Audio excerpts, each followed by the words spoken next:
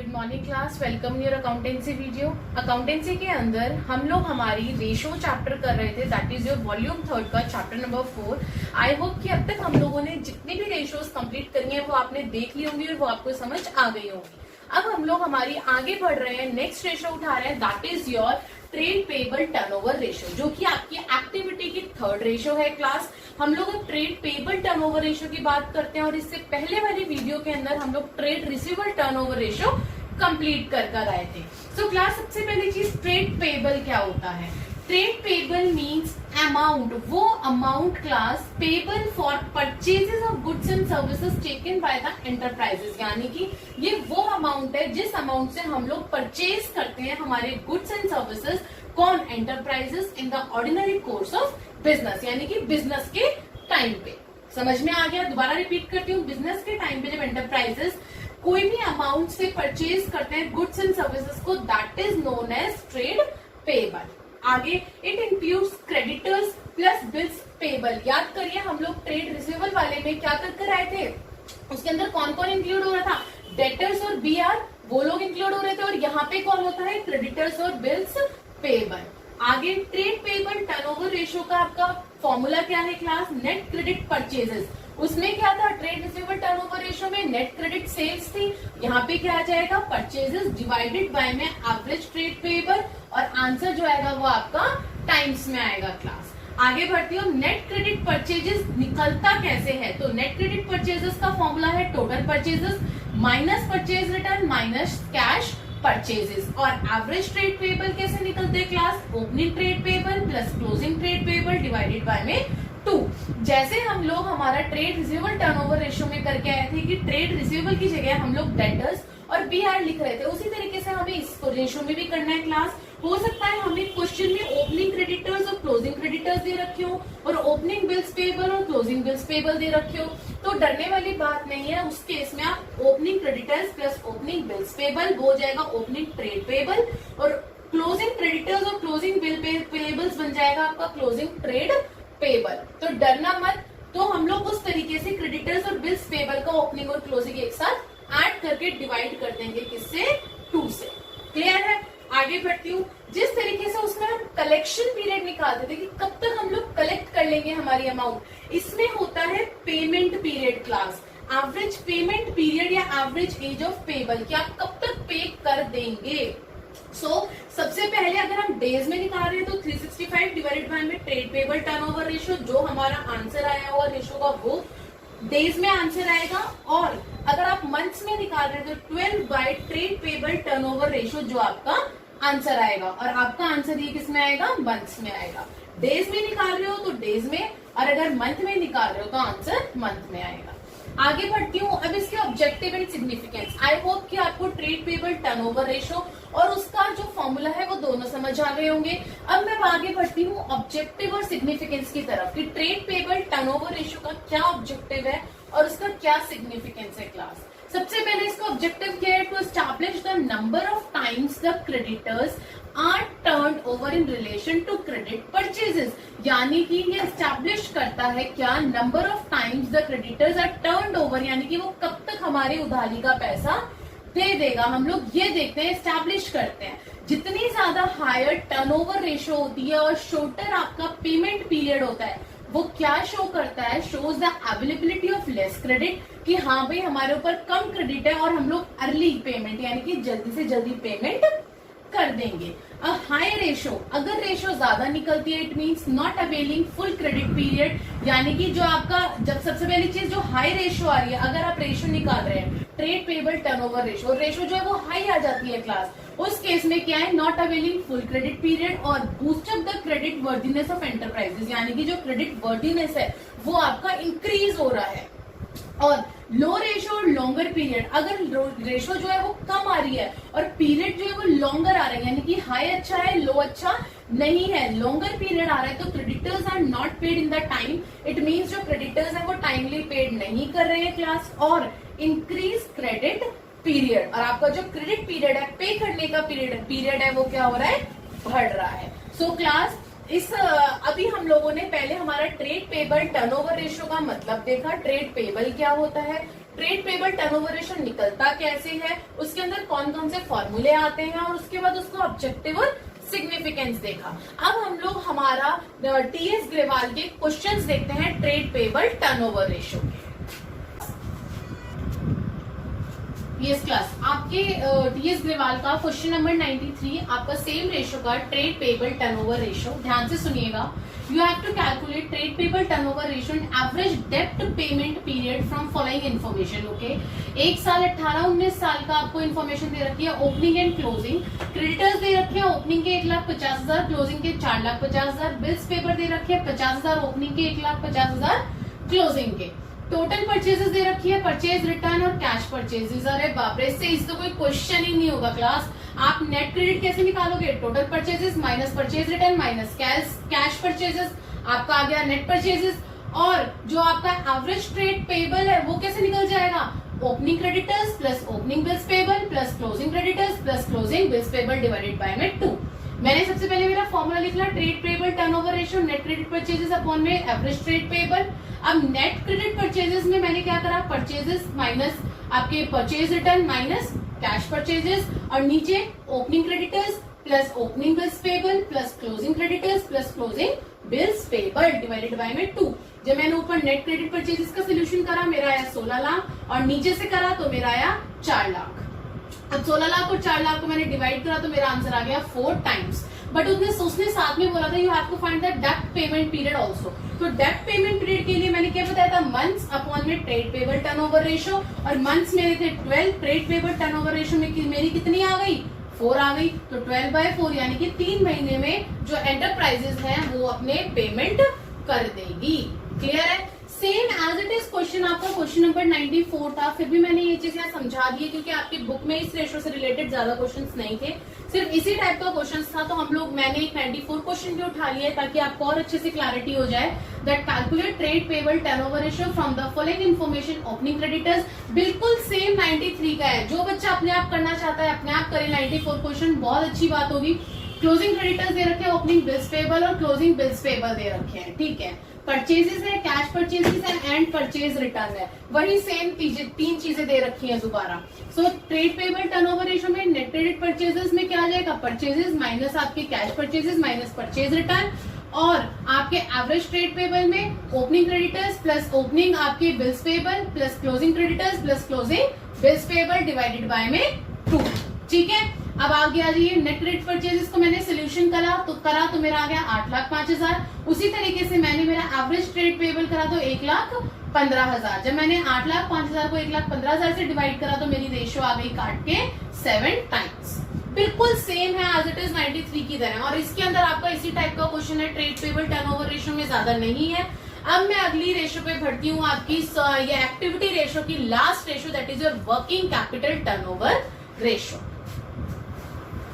Yes class, now activity ratio की last ratio, 4th ratio. और मैं ओवरऑल रेशियो की बात करूं तो आपकी 15 रेशियो में से हम लोग हमारी 10th रेशियो पे बढ़ चुके हैं।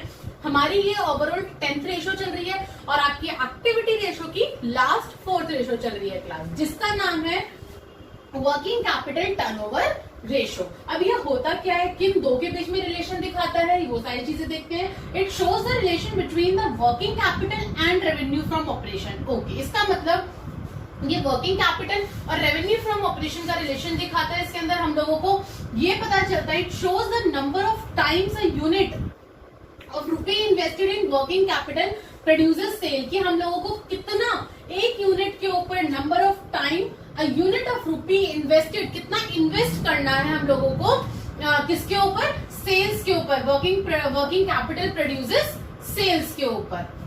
रेवेन्यू फ्रॉम ऑपरेशन मीन, अब रेवेन्यू फ्रॉम ऑपरेशन का मतलब क्या है, वो पैसा, वो revenue earn by company from its operating activity. जो एक कंपनी जो है ऑपरेटिंग एक्टिविटी से रेवेन्यू को अर्न कर रही है। अब ऑपरेटिंग एक्टिविटीज फाइनेंशियल के लिए और नॉन फाइनेंशियल कंपनी के लिए अलग अलग होती हैं। कैसे क्लास, देखो नॉन फाइनेंस कंपनी के लिए जो उनकी ऑपरेटिंग एक्टिविटीज होती हैं वो होती है नेट सेल्स, कमीशन। वहीं पर जो फाइनेंस कंपनीज होती है ना, फाइनेंशियल कंपनीज, उनके लिए इंटरेस्ट अर्न करना, dividend, profit on sale of securities, ये सब आ जाते हैं। तो दोनों के लिए अलग अलग कहलाती हैं। If RFO is not given, double star लगा लेना कि अगर क्वेश्चन में हमें RFO नहीं दे रखा in case it may be calculated on basis of cost of good sold, तो हम लोग इस रेशियो को कॉस्ट ऑफ गुड सोल्ड से भी निकाल सकते हैं। फॉर्मूले पे आती हूँ, working capital turnover ratio, revenue from operation that is net sales divided by में वर्किंग कैपिटल और cost of good sold divided by में वर्किंग कैपिटल। और आंसर किस में आता है इसका? टाइम्स में आता है। इसका ऑब्जेक्टिव क्या है? टू असर्टेन वेदर और not working capital has been effectively used in generating revenue, कि जो वर्किंग कैपिटल है क्या वो हमारे जो रेवेन्यू जनरेट हो रहा है उसको इफेक्ट कर रहा है। हायर रेशियो आती है तो बेटर है, वेरी हाई आती है, ज्यादा हाई आ जाती है, इसका मतलब आपने ओवर ट्रेडिंग कर दिया, इतनी ज्यादा ट्रेडिंग नहीं करनी थी। It shows the efficiency inefficiency in the use of working capital and not merely a part of it, यानी कि वो ये दिखाते कि एफिशिएंसी और इनएफिशिएंसी क्या है अगर हम लोग वर्किंग कैपिटल को यूज करते हैं तो। सो क्लास, ये वर्किंग कैपिटल टर्नओवर रेशियो की छोटी सी इंफॉर्मेशन थी आपके सामने, जिसके अंदर मैंने आपको उसके मतलब बताया होता क्या है, फाइनेंशियल और नॉन फाइनेंशियल कंपनी के बारे में अलग अलग डिफरेंस बताया कि रेवेन्यू फ्रॉम उनकी जो ऑपरेटिंग एक्टिविटीज है वो कैसे डिफरेंट है। फिर उसके बाद मैंने उसका आपको फॉर्मूला बताया वर्किंग कैपिटल टर्नओवर रेशियो का। आफ्टर दैट हमने उसके ऑब्जेक्टिव पढ़े कि उसका ऑब्जेक्टिव क्या है। अब मैं आपके सामने एक क्वेश्चन रख रही हूँ टीएस ग्रेवाल का, क्वेश्चन नंबर 96, जो आपका इसी रेशियो का क्वेश्चन है। क्लास ध्यान से सुनिएगा। Question number 96, from the following information you have to calculate the working capital turnover ratio. अब देखो, इस क्वेश्चन के अंदर आपको कॉस्ट ऑफ गुड्स सोल्ड दे रखे हैं 10 लाख के, करंट एसेट्स और करंट लायबिलिटी दे रखी है 5 लाख और 3 लाख। अब मुझे तो फॉर्मूले में चाहिए नेट सेल्स या फिर रेवेन्यू फ्रॉम ऑपरेशन, वो तो है नहीं, लेकिन यहाँ मैंने और करके भी बताया था कॉस्ट ऑफ गुड्स सोल्ड से आप लोग निकाल सकते हैं। तो फॉर्मूला पुट कर दीजिए, cost of goods sold upon में working capital. Cost of goods sold कितनी है मेरी? 10 लाख। वर्किंग कैपिटल कैसे निकलेगी? Current assets minus current liability, यानी कि 5 लाख माइनस 3 लाख, कितना आ जाएगा? 2 lakh. Cost of goods sold 10 lakh थी, काट दीजिए, आंसर कितना आ गया मेरा? 5 लाख। देखिए कितना इजी क्वेश्चन है। थ्योरी कम आती है इसलिए मैं थ्योरी के ऊपर ज्यादा ध्यान नहीं दे रही हूँ क्लास, थोड़ा सा आपको लिखवा रही हूँ कि आप लोग इसे नोट डाउन कर लें, अगर 1 मार्क्स में पूछा जाए तो आप लिख दें। लेकिन जो इम्पोर्टेंट पार्ट है वो हमारा प्रैक्टिकल का पार्ट है, और वो मैं आप लोगों को बहुत अच्छे से इम्पोर्टेंट क्वेश्चन आपको बताने की कोशिश कर रही हूँ। अब मैं आगे बाकी के और क्वेश्चंस देखिए, और भी इसमें इंपॉर्टेंट टाइप के क्वेश्चंस हैं आपके। Yes class, next question is question number 98 from your TS Grewal. Equity share capital दे रखा है 15 lakh, gross profit on revenue from operation यानी कि नेट सेल्स का है 33/1/3।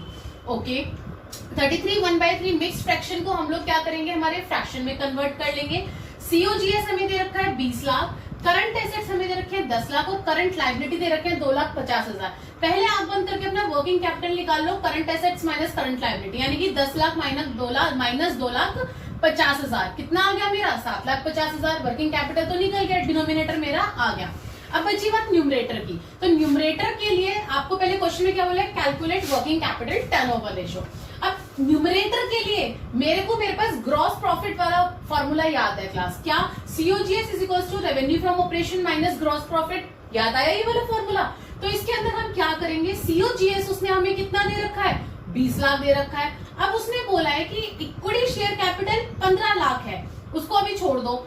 ग्रॉस प्रॉफिट ऑन आरएफओ यानी कि जो आरएफओ है उसका 33/1/2, जिसको मैं 1/3 लिख सकती हूँ बाई 33/1/2 जो है, जब मैंने इसको चेंज करा तो मैं इसको 1/3 पुट कर सकती हूँ।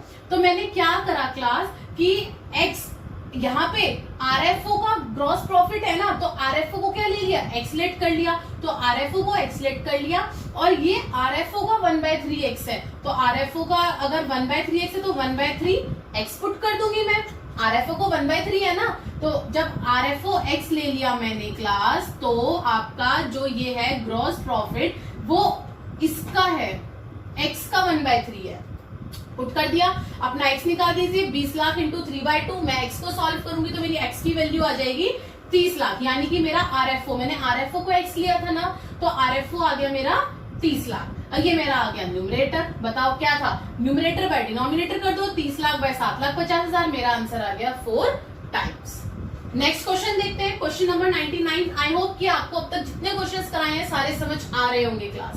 क्वेश्चन नंबर 99, ग्रॉस प्रॉफिट है 25% ऑन कोस्ट। इस बार देखना क्वेश्चन में क्या चेंज है। ग्रॉस प्रॉफिट जो 25% है कोस्ट का, और हमें इस बार ग्रॉस प्रॉफिट की ही वैल्यू दे रखी है। इस बार हमें कोस्ट नहीं दे रखा, ग्रॉस प्रॉफिट की वैल्यू दे रखी है, और यही बता रखा है कि ये जो ग्रॉस प्रॉफिट है ना ये 25% है, यानी कि हमें कोस्ट की वैल्यू निकालनी है। ओके, कोस्ट निकालनी है।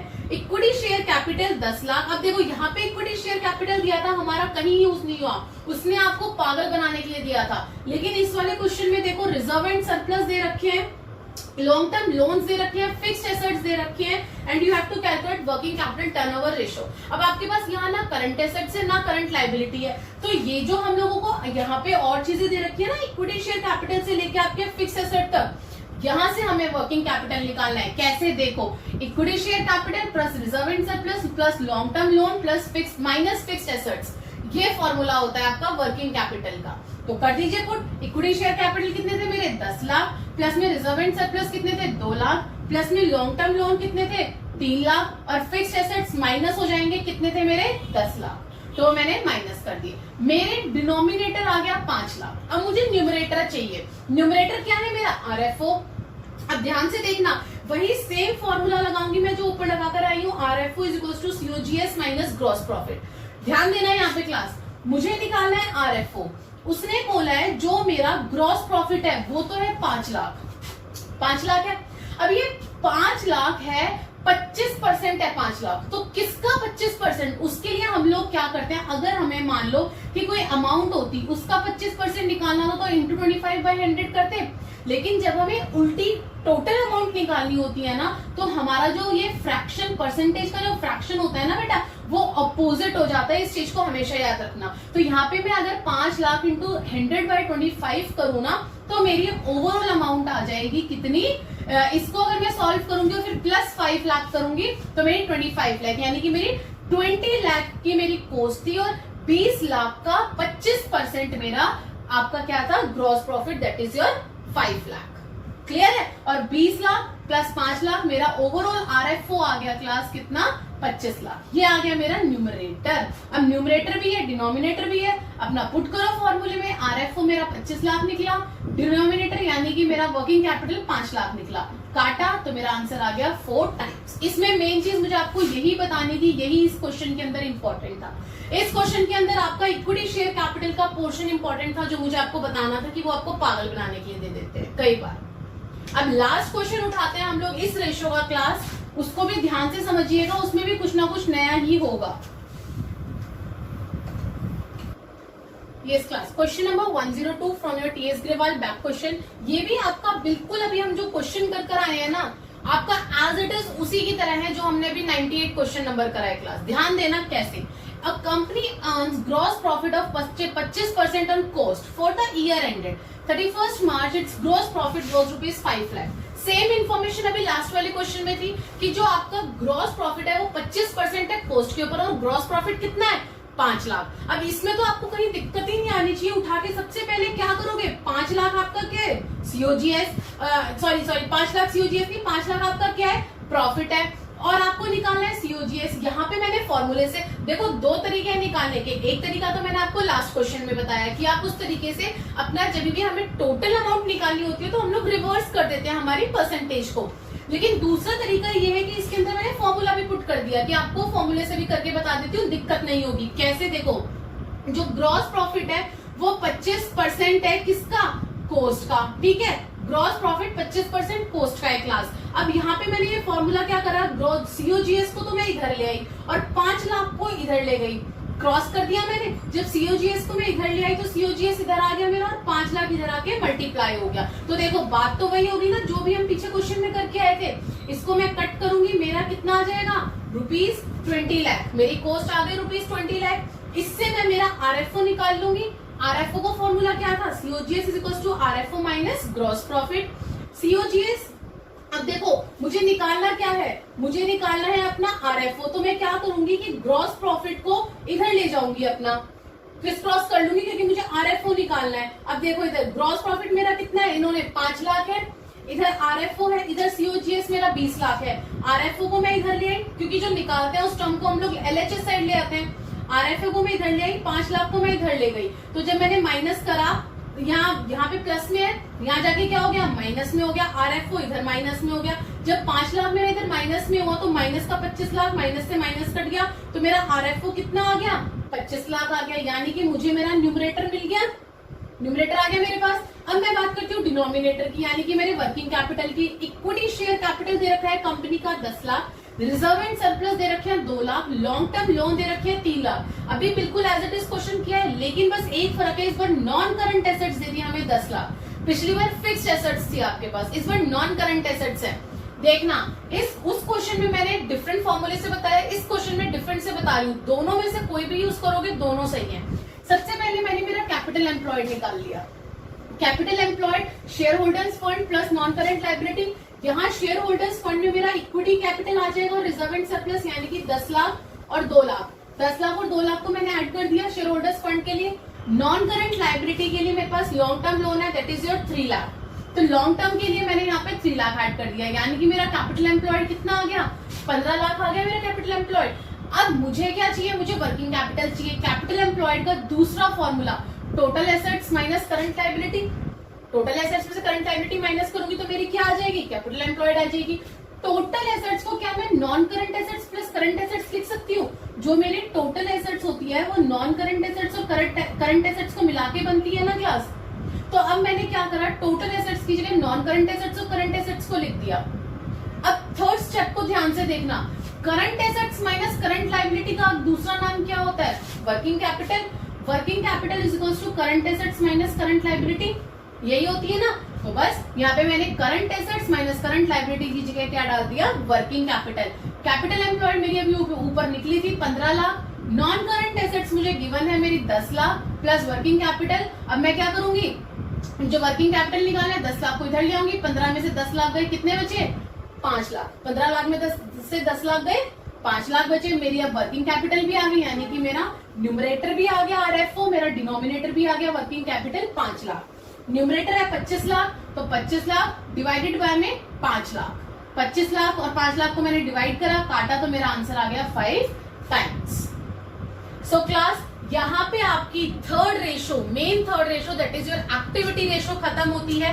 अब हम लोग हमारी नेक्स्ट वीडियो के अंदर हमारी अगली रेशो करेंगे, that is your profitability ratio. लेकिन आई होप कि आपको ये जो रेशो के क्वेश्चंस मैंने करवाए हैं इस वीडियो में, ये सारे क्वेश्चन समझ आ गए होंगे। अगर आपको कहीं पे कोई भी कंफ्यूजन है, please right in the comment box, ताकि मैं आपके डाउट्स को क्लियर कर सकूं, आपकी प्रॉब्लम्स को सॉर्ट आउट कर सकूं। एंड क्लास आज हमारे यहाँ पे हमारी पूरी 10 रेशोज कंप्लीट हुई हैं 15 में से। एंड जो आपकी मेन रेशोज है, मेन रेशोज की आपकी 3 रेशो कंप्लीट हो गए हैं, that is your liquidity ratio, solvency ratio and third is your activity ratio. So class please like share and subscribe the channel, ताकि अब जो हम लोग हमारी प्रॉफिटेबिलिटी रेशो स्टार्ट करने वाले हैं, मेन 4th रेशो और 15 रेशोज में से 11th रेशो हम लोग हमारी स्टार्ट करेंगे। सो अगर आप लाइक शेयर एंड कमेंट वो सब्सक्राइब करेंगे, तभी मेरी अगली वीडियो आप तक इजीली पहुंच पाएगी। Thank you class.